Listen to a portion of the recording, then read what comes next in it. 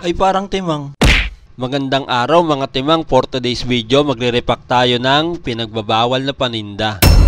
Pero bago ang lahat, salamat nga pala sa nagdi-deliver sa akin ng itlog. Kasi minsan binibigyan niya ako ng basag. Basag po ha, hindi bugok. Kasi kapag bugok, hindi na yung makakain. Kaya nilaga ko na agad, dinagdagan ko na rin ng 3 na hindi basag. Binalot ko sa plastic yung basag para hindi mainggit yung 3 na hindi basag. Habang nagpapakulo, hinahanda ko na tong ire-repack ko na pinagbabawal na paninda.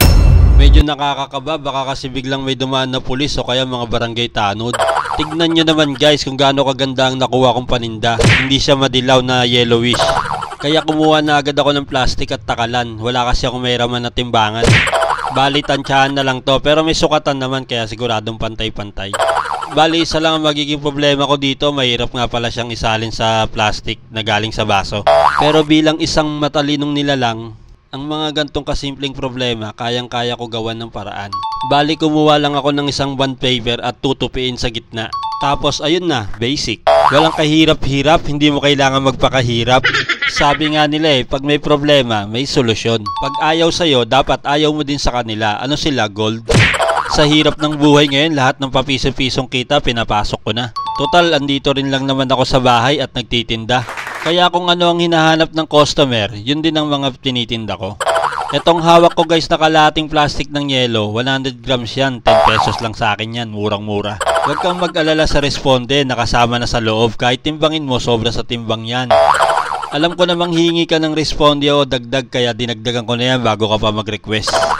O baka sa iba ka pa bumili niyan, panalo na sa akin, may dagdag pa.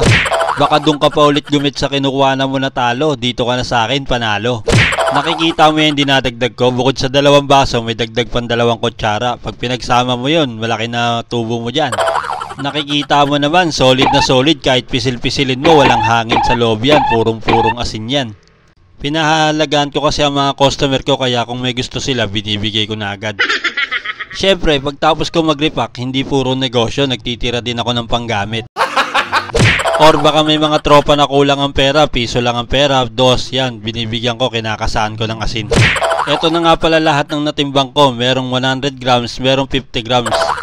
Pero suggest ko sa inyo, kung bibili kayo sa akin ng asin, itong 100 grams na ang bilihin nyo kasi may pa sobrang respond dito sa loob niya. Kesa bibili kayo ng 250 grams, sayang sa plastic. Etong 100 grams, pag hinati mo to sa 250, may responde pang madami. Bale ito na nga, nilalagyan ko na siya ng presyo para kahit anak ko ang bantay, hindi kami malugi. Minsan kasi wala ako sa bahay, may nagpapadeliver sa akin ng asin kasi hindi sila makalis ng bahay, ongoing yung niluluto nila. Nakaraan nga, yung customer ko, outing daw nila, nagpapadeliver ng asin. 5 piso lang naman bibilhin, tapos nagpapasabay pa ng fuel. Wala daw asin yung iniihaw nila, tapos wala na daw silang fuel. Tinanggihan ko, negative tayo sa ganun. Asin-asin lang tayo guys, bawal sa atin ang foil. Oo nga pala, nakalimutan ko magsapin ng papel bago mag-repack. Sayang tuloy itong mga natapon na konti. Madami-dami din siya, panggamit din sana. Ilang itlog din sana ang mapapalasa niyan. Ganun talaga, bawi na lang next time.